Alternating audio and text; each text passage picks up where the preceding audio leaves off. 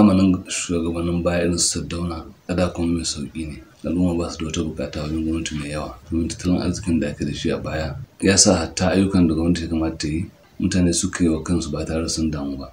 Ya zama dole a kalli matsalolin da suke addabar ƙasar mu. Dole sai an kawar da rashin gaskiya da cin amana.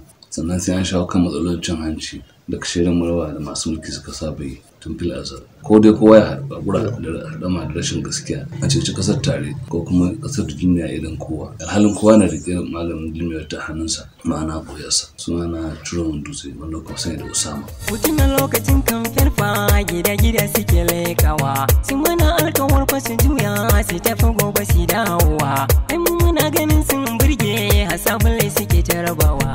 Ai shabiyan bukatar kansu suke bida ba sake shin mu.